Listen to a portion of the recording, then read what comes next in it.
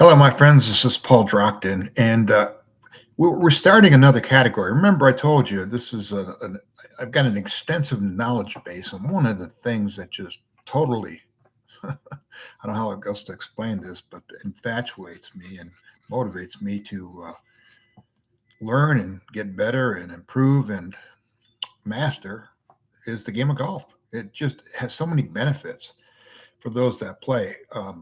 First of all, golf has physical benefits, as you know.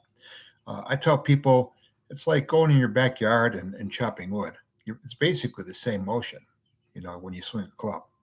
It's like going for a walk, which you do. I don't care if you have a golf cart or not, you still go for a walk. As a matter of fact, I don't know if you knew this or not, but you burn 500 calories just by uh, riding around in a golf cart and getting out, taking your shot, and walking up to the green. I mean, there's just so many benefits to it, but it's not fun unless you understand the game. It's like everything else, right? You don't want to play a game where you don't know the rules. You don't want to play a game where everyone else knows how to play except you, do you?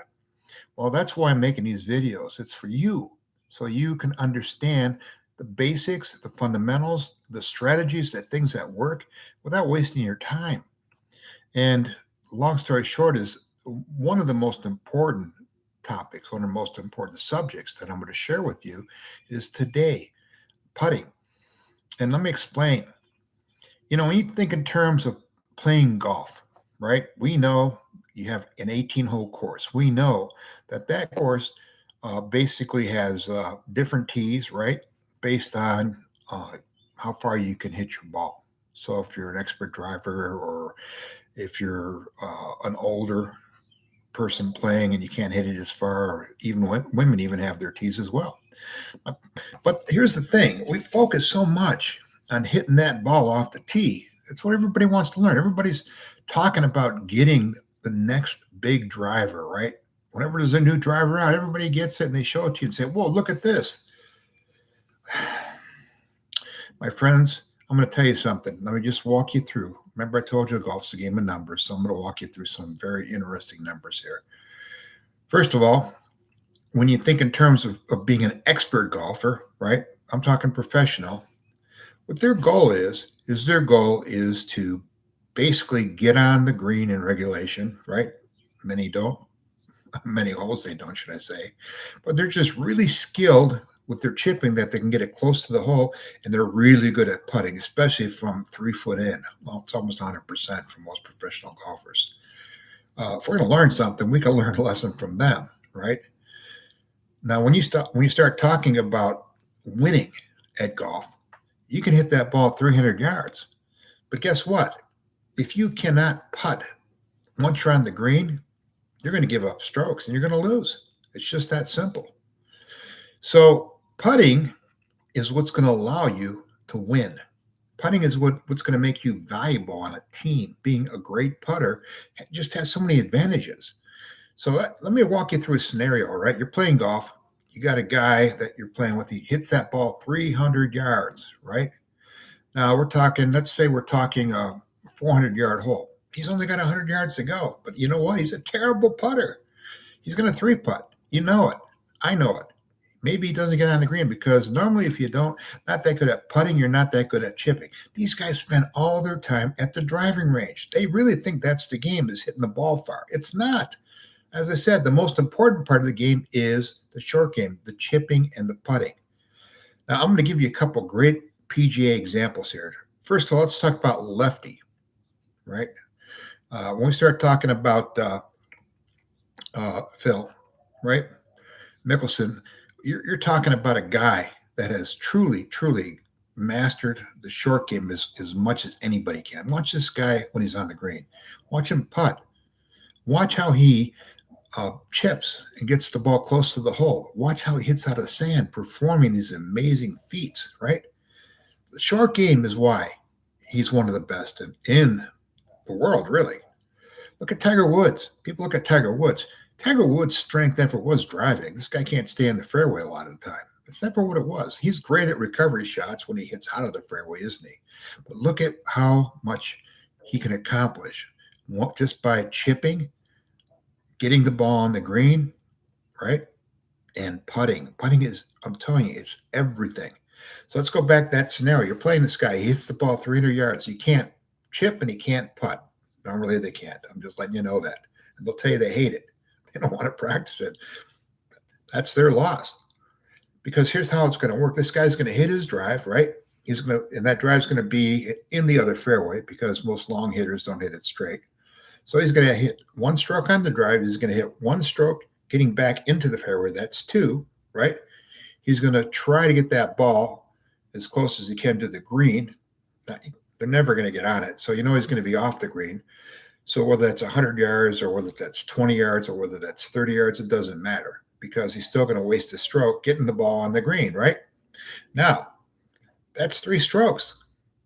What comes next? Well, he's got the ball on the green, but he's got to get it in the hole, doesn't he? Took him three shots to get there. But you know what's going to happen, don't you? He's going to try to putt it. He's going to miss. He's going to get frustrated. He's going to putt it again. He's going to miss. He's going to get frustrated. And he's going to putt it again and get frustrated. And guess what? Now he's got a double bogey. This is your average long hitter. I'm telling you. Go to any golf course and watch. These guys don't get it. They don't understand. They don't want to put the time in where it matters. And that's putting. All right. I'm going to talk about chipping in a different video. Let's talk about putting today. So the question then becomes, how do you become an expert putter? Well, I am going to give you some very, very important keys here. Some very important knowledge. Remember, this is a skill. Skills don't come to you in dreams. You don't wake up one morning and go, whoa, what was that? Next thing you know, you're on a golf course, one putting every hole you're on, right? No, that's not how it works. It's a skill you have to practice. Now, one of the things I really, really want you to do is I want you to get a tool. This tool is going to help you out. I won't even put a number to it. You're going to be just incredibly amazed. Because in golf, if you talk to professionals, they'll tell you that once they're on the green, they're not going for the 1 putt. They're trying to get in the hole in 2 putts. Now, these golfers, right, can normally get there in regulation. So that means they're on the green in 2 and they're putting in 2, and there's your par. And you know what? Maybe they get lucky and get close enough to hit it in 1, and that is a birdie. Look at the scores that the pros post. You can see what they're shooting for, what they're going for is they're going for par. They're going to get out in regulation, right? On a par 4, that's 4. You have 2 shots to get on the green in regulation. On a par 4, on a par 5, you have 3 shots to get on the green. On a par 3, you have 1 shot to get on the green. That is their goal. That's their objective, getting on the green in regulation. Once they're there, then they want to finish this thing in at least 2 putts. So the smart ones are going to try to get close. They really want to get close. They try to get within 3 feet at least or closer. Why? Because they know they can make that ball at 3 feet. That's what they practice over and over and over again. Watch these guys go. If you ever go to a pro event, they're going to be on that putting green. The smart ones are. Now, if you want to get better at putting, you're going to have to spend time on the putting green. You're going to have to spend at least 70% of your time on putting and chipping. You're going to have to spend most of your time on your short game if you really want to be good at golf. Otherwise, you're going to be that guy. Maybe you hit the ball long, but you know what? You're useful as long as we're in a scramble, as long as you're on my team out. Yeah, I'll take you. But when it comes to playing you, you're going to lose a lot because there's guys that can drive and they can chip and they can putt. I know, I played with them. And these guys, honestly, they're going to embarrass you because here you are trying to get that ball in the hole, right? You're not getting there. Most of the time, I guarantee you're not getting there in 2. Most of the time, you're not getting there in 3. So the point is that you need to set the goal that you are going to have a maximum putt of 2. That's it, 2 putt from anywhere on the green. So you want to make sure that if you're 50 feet away or 100 feet away from the hole, you got to get it close enough to get it in the second shot. That's your objective. That's your goal. Forget about trying to get it in the hole from that distance. Normally, for people that try to go for the hole, you're going to go by it. You're going to misjudge distance. And guess what? it turns into a 3-putt because instead of being 3 feet away from the hole, you're 7 feet or 8 feet. And guess what? Even for the pros, the percentages go down. So what you need to work on is you need to work on making sure that you can get that ball in the hole in 2 putts, no matter where you are. So how do you get there? Well, the first thing you need to do is you need to get a putting mirror, okay? Because if you want to be good at anything, you have to have a consistent effort. You can't change things up every time you address the ball. You can't one time you're swinging this way, that way, you're you got to be consistent. So here's some things you need to do. You have to do these things, okay? Number one, you're going to make sure that that ball placement is going to be right below your left eye if you are a right-handed golfer. If you're a left-handed golfer, it's going to be underneath your right eye. It's going to be the eye that's dominant. It's going to give you more accuracy, all right? Now, in addition to that, you're going to get a putting mirror kit. The one I recommend you can get at my shop. And they're cheap, all right? They really, really are inexpensive. And it's going to be a whole lot less than going to somebody trying to figure this out with lessons, all right? This is where you're going to start.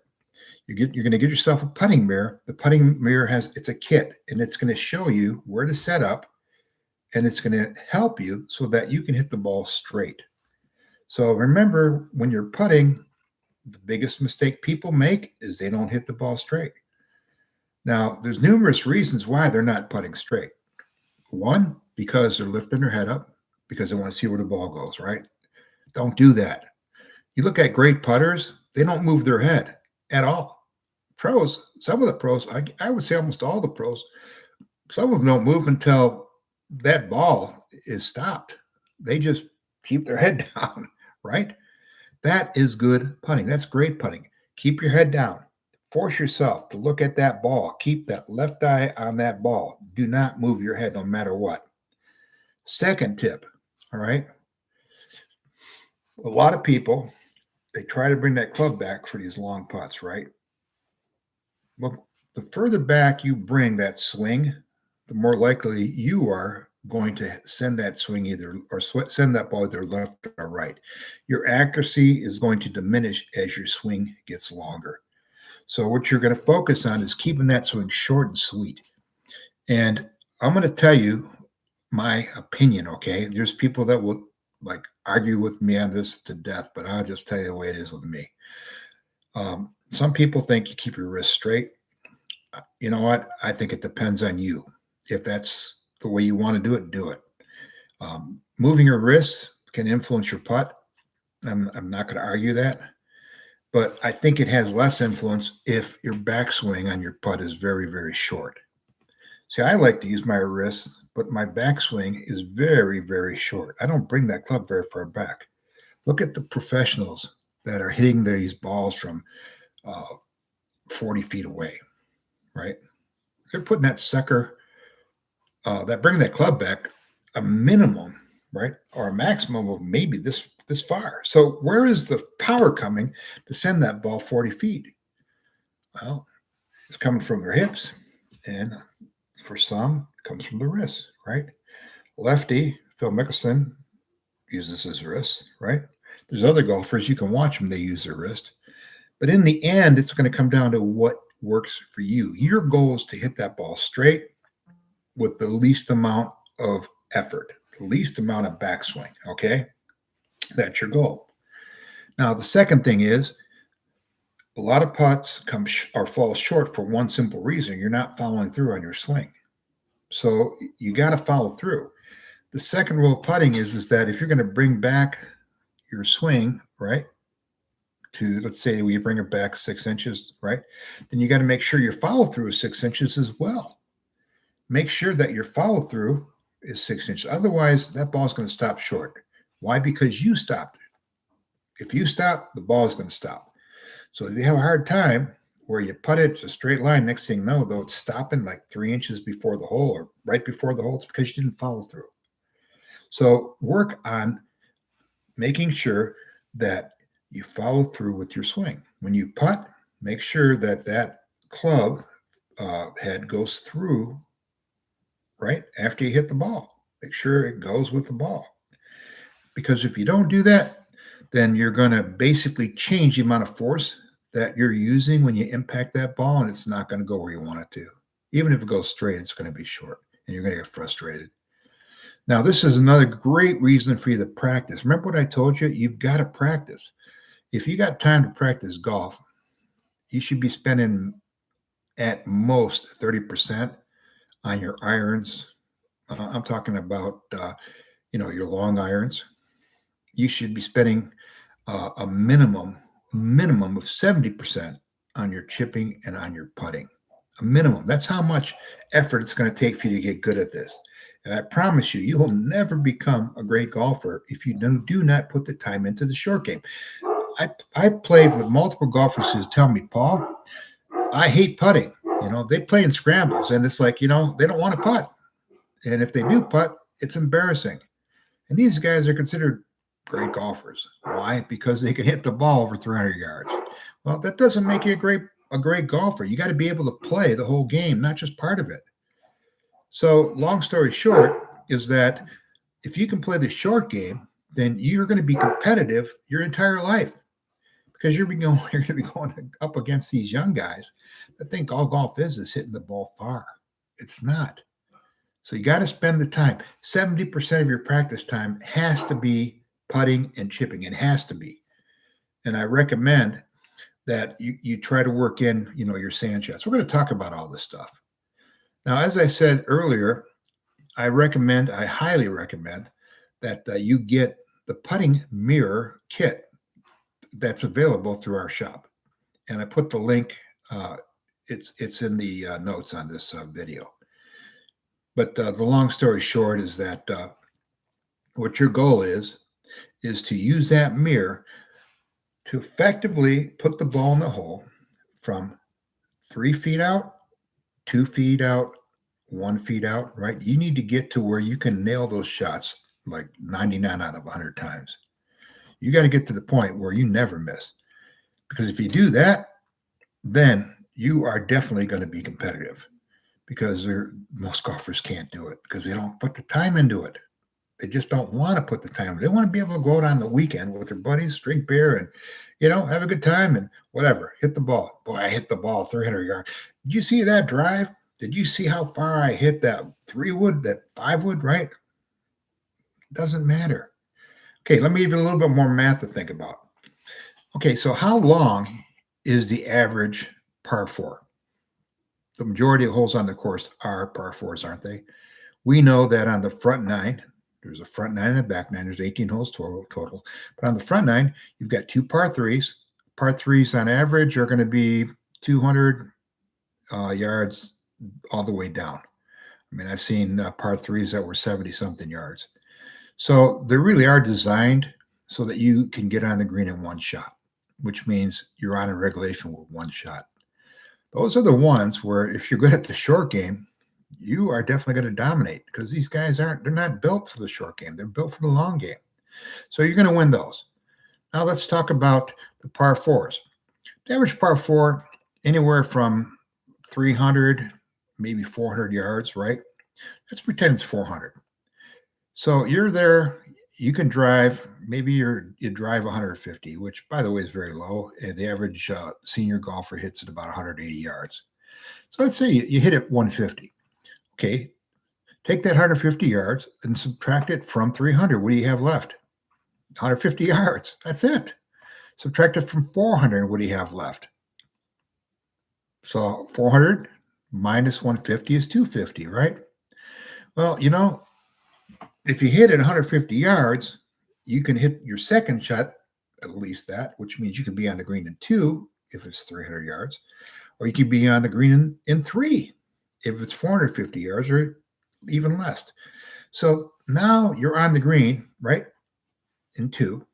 That would be regulation. Or you're on the green in 3, right, which would be bogey golf, or one stroke over, which, by the way, is going to put you above probably 80%, 90% of the golfers out there because they can't do what I'm telling you that you need to do. Think about the math. Now, if you try to kill it and you hit that ball out of the fairway on your first strike, well, guess what? You're going to either take a penalty because you went out of bounds, you went in the woods, you can't find your ball, you need to drop a new one, right?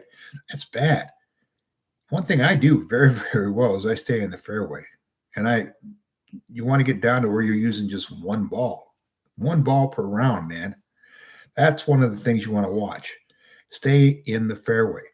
If you have a choice of hitting the ball 100 yards and it stays in the fairway or hitting it 300 and it goes in the next fairway, I'll take the 100-yard drive all day long. Because, see, when you're out of the fairway, when you're over in the next green, you know you're going to have to clear some trees to get back. You know you got obstacles. And even if you can get it back, the probability of you getting on the green is like almost zero. I mean, I can tell you, probably count on the number of one hand, the number of times I've seen some of these guys that hit these long drives in the other fairway, getting it back and getting it on the green. Make it near it, but you're not going to get it on. So once again, let's pretend you get close. Well, you still got a chip. There's your 3. There's your 3 against my 3, right? Now we're even. You're going to chip, or I'm sorry, you've chipped, you're on the green. You've gotten there with 3 strokes. Why? Because you hit one of your balls, your drive, out of the fairway. And you got to hit one to get it back. You know you're not going to get on the green with that second shot, so you got to chip it on the green. Most of these guys are horrible chippers. So I'm assuming that your chip gets on the green. I've seen them go right. I've seen them go left. They're not good chippers, my friends. You are. You can be. I'm going to teach you. So now you're on the green, and they're on the green. You got 3 strokes. They got 3 strokes, right? But here's the problem. They don't know how to putt. They can't putt because they don't put any time into it. They're spending all their time at the driving range. So you can guarantee that they're going to at least 2 or 3 putt. Most times it's going to be a 3 putt, which gives them a double bogey. Most of the time, right? Now, if you can get your putting to where you're only 2 putting, you got a 5 and you win. It's that easy. Look at the statistics. Look at the percentage of people that can break 100, right? Well, to break 100, right, you can't be doing triple bogeys. You just can't. Now, if you're consistently doing what I just told you, let's pretend you're bogey golf, you're 9 strokes over on the front, 9 strokes over on the back.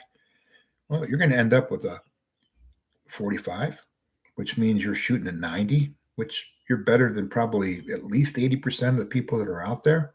That makes you a good golfer, makes you a really good golfer. And this is how you do it.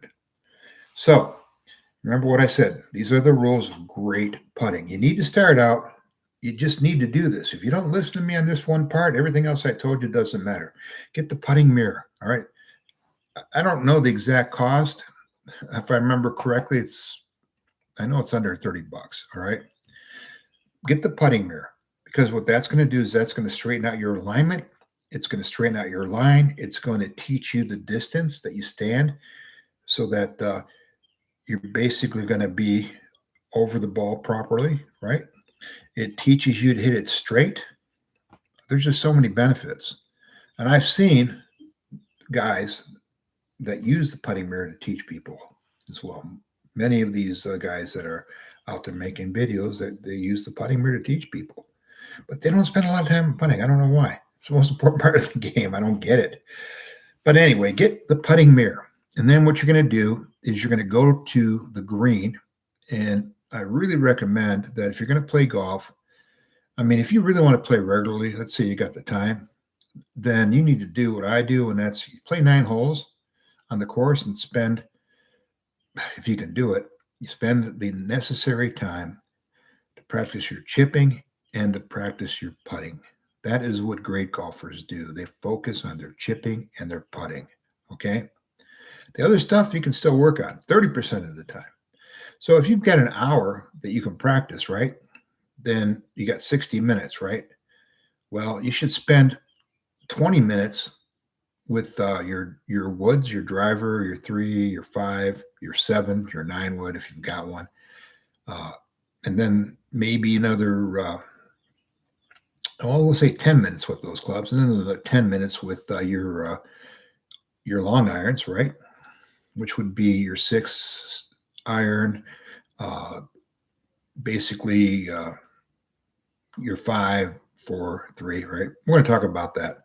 Long story short, 20 minutes on your woods and your irons, right? If you have an hour to practice, 20 minutes, that's it. Nothing else.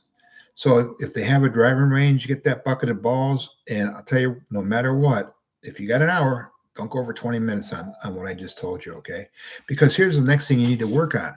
You're going to have to spend at least 20 minutes on the putting green, because you need to be able to get in the hole within 2 strokes if you're going to be any good at this game. You just have to do it. You have to force yourself to like it.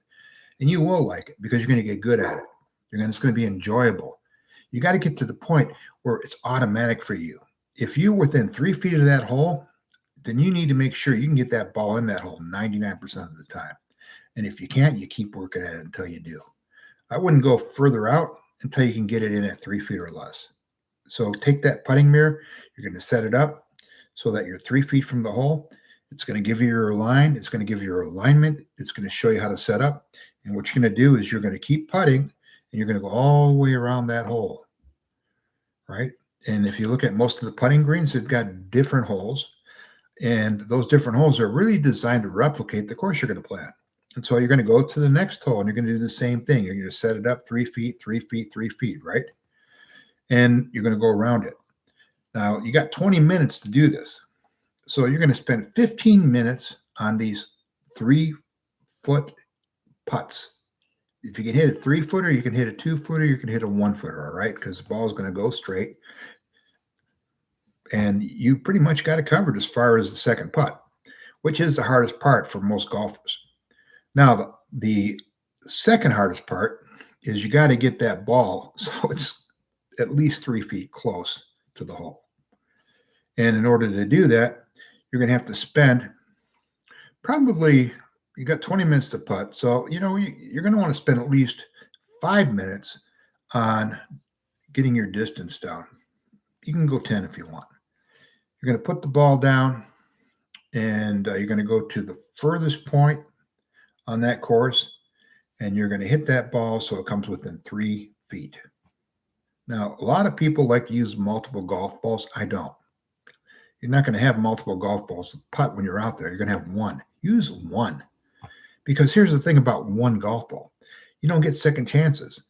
See, if you got 3 balls out there on the putting green, you're giving yourself way too many chances. If you miss it the first time out there, you're done. So why use 3 balls or 5 balls on the putting green in the same area? It doesn't make sense. You got to get good at one chance. So use one ball. So you're going to basically go to the furthest point, and what I want you to do is I want you to get that ball within 3 feet of the closest hole, and you're going to keep hitting that ball until you can get it within 3 feet, period. And then you're going to go do the same thing with the second. Furthest point away, you want to get as close as you can, right? And then you're going to go to the third hole, do the same thing. This, my friends, is how you're going to get great at putting, is what I'm telling you right now. So you got an hour. You're there an hour early before you play, right? You're going to spend 20 minutes with a bucket of balls practicing your driver, your woods, your long irons. But after you're done with that, the next place you want to go is you want to go to the putting green. And you're going to spend 20 minutes on that putting green. You're going to spend 10 minutes at every hole, or 10 minutes divided by every hole. And you're just going to make sure that you can hit that ball in from 3 feet out from various angles on that hole. One hole. If that's all you get in is one hole, you're still going to be better off out there than the guys you're playing with. I guarantee you. Because now you got confidence. See, we have what's called muscle memory. And what we need to do is we need to get to the point where you're not even thinking about it. You're just doing it. Because you've done it so many times, you don't need to think about it. See, this gets in the way of a great golfer, because a great golf is automatic. You look at the great professional golfers, to them, they're machines. They really are. Nothing affects their game. People yelling at them, people throwing things at them, doing all kinds of crazy things. It doesn't affect them. Other players making fun of them, it doesn't affect them because, see, they can do it with their eyes closed because they practice it so much. They've got their muscle memory is so perfected that they know the shot they need to take at the distance. They know exactly how hard they need to hit it. They need to know the line. They know everything they need to know about that shot because they're practicing it over and over and over again. Okay, here's my point. You know, there's an old saying that if you're going to drink at the fountain of knowledge, either you drink as much as you can and get as much as you can and you use it, or don't bother. Don't bother. If all you want to do is just go out, drink beers, hit balls, you don't care, well, this isn't for you. But for those of you that really are fascinated with this game, just like I am, and you want to get good at it, I'm telling you, start with the putting. Practice 20 minutes with your woods and irons, 20 minutes putting, and then you're going to spend 20 minutes on chipping. Now, out of those 20 minutes, I'm going to explain that to you in the next video. We're going to talk about chipping next, okay? And I don't want to spend a lot of time on that. But anyway, I hope you enjoyed this video. Please give us a like, give us a follow, right? Okay, we got a good question here. Speed and distance control. What is worse? Putting practice is hard on my low back. Any advice? Yes. If your putting practice is hard, your low back, all you got to do is straighten it up. All right. I know we've all been taught you need to sit down. I have a bad back. My back is bad. I've been in 3 car accidents. Okay. So I get you. I feel you. And I can play for so long and I'm done. So try to stand up straight when you putt. You got to stand a little taller, of course. It doesn't matter. Remember, what matters is consistency, and see if that helps you. Now, the other thing I recommend if you have a bad back is what you want to do is before you go is you want to do stretches, which I'm going to teach you. I'm going to teach you some really great stretches that I do. I always feel good when I go, in spite of all the other stuff. The second thing you're going to want to do, I really recommend this, is go see a really, really good physical therapist and spend 1 or 2 sessions with him and let him teach you some of these stretching exercises that he does for rehabilitation. And just make sure you do them every single day. Every morning I wake up, I do these stretching exercises, which I'm telling you, it loosens up my spine. Next thing you need to do, make sure you go see a chiropractor at least once a month. You're going to get to the point maybe where you're going to want to go there twice a month. But at least once a month, because that back pain's coming from misalignment, okay? It's also probably coming from, if you're like me, it could be from accidents, it could be work-related. I mean, I was a weightlifter, and it did not help. I mean, I was a power lifter. I was trying to get up as much weight as I could, and I'm telling you, it really, really, really had a bad impact on my back as well. So the point being is that you're going to want to use ice on your back. Use ice on your back before you play golf. And then the other thing you're going to want to get is you're going to want to get a TINS machine. You can get one in my shop. So look, I'm going to tell you, I know this is YouTube, but I'm going to tell you where to go. All right. Go to TikTok. Look me up on TikTok, Paul Drockton, and you're going to see a little link there for the shop, my shop. And I went and did all the research for you. What I was looking for was affordability, functionality. I wanted to make sure it worked, but I didn't want you to pay a lot of money. And there's some TINS units in there that you can buy that's extremely affordable. I use mine. I really do every day. So what I'll do is I'll play golf. I'll come home. I'll ice myself. I'll ice my back. Get some ice packs. If you have lower back pain, then that's where you're going to put the ice, right? For me, I put it on my lower back. I also put it on top of my knees because it's easy for your legs to get sore if you have back pain. So make sure you ice for 20 minutes as soon as you get home, okay? And the second thing you're going to want to do is you want to use that TINS machine later on during the day. Best time to do it is in the evening before you go to bed. If you sit down and you're watching, something on TV or videos or whatever you're doing in the evening, a TINS unit, you're going to take these pads, you're going to put them where your muscles are sore, and it's going to generate a small electrical current that's going to really, really, really help your muscles to stop contracting, because that's what's causing the pain is this. So the tinge unit is going to help. It's going to signal to those muscles a rhythm that they can follow, and they'll stop contracting, and the pain obviously will get better. So that's dealing with the pain. Now let's talk about speed and distance control. Okay, so if you're struggling with speed and distance control, my suggestion is the first thing you need to work on is accuracy. Okay, start with accuracy. I can have the perfect speed, and I can get it to the right of the hole 5 feet or to the left 5 feet. It doesn't do me any good. Get your accuracy down first. And you want to work on making sure you get your speed and your distance control down from that 3 foot radius around the hole first. That's where you want to start. And so my recommendation is just remember what I told you. Use the putting mirror because it's going to give you your proper distance from the ball. It's going to give you the proper setup. It's going to basically allow you to look down and see that you have properly set up. See, the reason why you need that mirror is because you're going to be able to see your face in it. That's going to show you exactly where your left eye is, and it needs to be over that ball. Okay. So I'm standing over the ball, right? In your case, you're standing straight up. It doesn't matter. I'm just looking down, right? And then basically, I'm going to make sure you can start out bringing it back just a few inches. And you're going to follow through with a few inches. And you're going to just see how far it goes. Maybe bring it back an inch. So distance control, what it's really about is how fast is that club head going through the ball, right? The faster it goes, the farther the ball goes. So what you're really working on is trying to be consistent with the amount of power and pressure you apply to that ball. Hopefully that helps. And I appreciate the question. If there's others, please ask. But let me give you another tip while I'm thinking of it, okay? People talk about rolling the ball, right? Or you hear good roll, great roll, right? What does that mean? Well, basically, you're hitting the ball. Think of the earth, right? The earth has an equator. It's a middle line, right? So you're hitting the ball, so it's rolling forward. If you want it to roll forward, then you really got to hit it above the equator. I mean, you're kind of spinning from the top, and it will roll forward just like that. That's going to definitely improve your accuracy, and it's a great way to help you so that the ball stays on line. Think of a bowling ball, right? If that golf ball starts rolling and is going in the direction you want it to go, then it's basically going to keep going in that direction. All right. What else can I tell you? Well, let's talk about green reading. Green reading.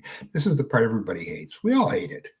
My problem is memory isn't as good as it used to be. And I could play a course a lot of times and I don't remember.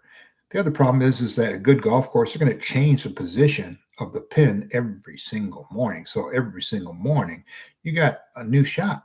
You're never going to use the same shot twice in 2 days. You're just not going to, because the courses are set up to make it challenging for you. But here's some of the rules, all right? Number one, if you're going to chip a ball, you want to get it so that worst case scenario, it's an uphill putt. You don't want a downhill putt. Downhill putts are very, very difficult to control. You want an uphill putt. So when you're chipping, make sure you're aiming for a spot. If you can't get it flat's perfect, and it has a hill or it has an incline, make sure, right, that you're not above the hole on that incline, because you're going to be putting it down the hill, and we all know that when you go downhill, that ball can go anywhere, right? So you want to be below the hole if there's an incline, and you want to be putting up. So that applies to your first putt. If I'm making a putt and I can see that there's an incline, I don't want my ball to go past the hole. You always hear people, if it comes up short, then, no. If you're on an incline, I want to get as close as I can to the hole, but I don't want to go past it, because if I go past it, I'm going to be above the hole, and that's not good. Those are putts that are very, very difficult to make, right? So a couple additional tips. Now, before I go, I want to ask you if anybody else has any other questions. I want to, first of all, thank Sean for his very, very, very good questions here. Speed and distance control. it comes from practice. That's all I can tell you. And it comes from just spending a lot of time, on that practice green. And that's going to give you the speed distance score. Oh yeah, there are a couple other things to think about. I apologize. I'm glad that we're continuing this. All right, what about we talked about breaks. What about where the breaks are going to occur, most likely occur? Well, there's theories out there. You've got different methods that you can use to try to walk it off and figure it out, right? Aim point is one of them. If you haven't heard of it, don't worry about it. Look at the statistics for the pros, and it's going to put your mind at ease, because the further away they get from the hole, the more likely they're going to putt about the same way you putt and get it. The only difference is they can get closer. So I'm not a big aim point fan where you walk up the line, you try to measure with your feet, and you use your finger or your club. There's people that will stand behind the ball and they use their club like a plumb line, kind of let it dangle there, and they're trying to read the line. It's better than nothing, I guess. Oh, Sean, you're welcome, man. So it's better than nothing, I guess, but just remember, the likelihood of you figuring out that line isn't that great, because there's not just one break in most holes, there's multiple breaks. So yeah, you figure out one, right? You putt it, assuming the ball is going to break that, it doesn't do it. So all I'm going to tell you is do your best to get within 3 feet of the hole, whatever that is. What does it mean? Well, it means that you're not going to go past the hole, one first of all, because if you go past, you're going to keep going, which means you're going to have to deal with that same break coming back the other way. That's not good. You want to get close to the hole regardless of the break. If it goes in, hey, bonus, all right? But never ever putt from that distance of 4 feet, 5 feet, 6 feet, 20 feet, right? And assume or make the attempt to put it in the hole, because I guarantee you're going to go past it. You're going to end up with a 3-putt. Don't. Work on getting close. That's what you need to do. By the way, this isn't just me saying this. This is a lot of the professional golfers will tell you, they'll give you the same advice. They'll say, look, forget about the 1-putt from 30, 40 yards out. If it happens, great. They do their best, but you just want to get close. Okay, just get close. Forget about being the hero. Forget about being the 1-putt wonder. I played in the scramble here recently, and yeah, I was the anchor for putting. All right, it was pretty funny. We were 40 feet away from the hole. 40 feet's a really good distance, and this hole had some break, and I looked at it. I said, you know what? I'm going to make this putt. I was basically saying I'm going to make my best attempt, but I got lucky and the ball went in the hole from 40 feet out. Well, one of the other golfers said, if you make this putt, I'm going to do a cartwheel. This guy's in his 30s. I'm thinking, man, I'm going to have to watch and see you do a cartwheel. He did a cartwheel. And then one of the other golfers that was with us said, hey, you need to do it again, because I didn't get it on film. So he did another one. I'm telling you, it was crazy, but it's not something that I work for, okay? I am not working towards putting from 40 yards or 40 feet out and putting it in the hole. I'm not. I'm trying to get it close. And if it goes in the hole, it's great. But for the entire 18-hole round, I'm telling you right now, no matter what distance we were from that hole, I was well within 3 feet. Most of the time, I was within inches of that hole, because that's what I work on, which meant we had a guaranteed 2-putt minimum. And then it also meant that the person that was following me, because I always made sure I putted first because I wanted to give them the line, they basically had the line to get it in the hole. They could read the break. That's the great thing about when you're scrambling or playing with other players, right? So we ended up doing extremely well. And little it was the putting that separated us from the pack. So, my friends, please take this to heart if you really are serious about this game, and make sure that you take care of your body. You're going to see that I just have a encyclopedia of knowledge that I'm going to share with you on your body. My body has been through a lot of bad things, and unintentional, of course. I told you I was in 3 car accidents. All 3 of these car accidents totaled my car. And every car that hit me where I was sitting on that side. It's like they couldn't hit the other side of the car. They had to hit the side I was sitting on. And in one of those car accidents, my car did 360, or I'm sorry, 180 into a telephone pole. So it was 2 collisions for the price of 1. I'm not even going to get into what it did to me, but I am going to tell you that I had to learn real fast how to function and how to get better and how to get healthy again, because I had a big family. I had 6 kids, and I was the primary support, and I was not going to try to dump that on my spouse. I was responsible. It hurt, massive pain, but you know what? I learned what I needed to learn to make sure that I was able to recover as much as I possibly could. And I'm going to share that information with you as well. I've got so much knowledge I want to give you. So hopefully you enjoyed today. I hope you did. And as I said, if you did, please subscribe to this YouTube channel, number 1. Number 2, look at some of the other videos. I think you'll enjoy them. Number 3, visit my shop. Just go to TikTok. I shouldn't say that here on YouTube, but go to TikTok because I can do a shop there. That's why I'm there. And you'll see all the my recommendations, which I'm going to describe in detail to you as we go along. So I'm going to show you.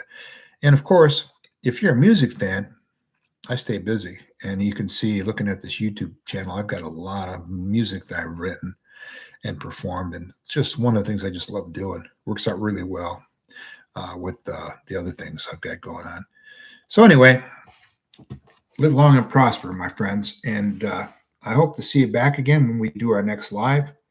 And I want to do my next live. And honestly, I'm going to try to do a whole lot of them because I have a whole lot of great information I want to share with you. So I'm going to say it right now. God bless and have a great day. Okay? Thank you for listening.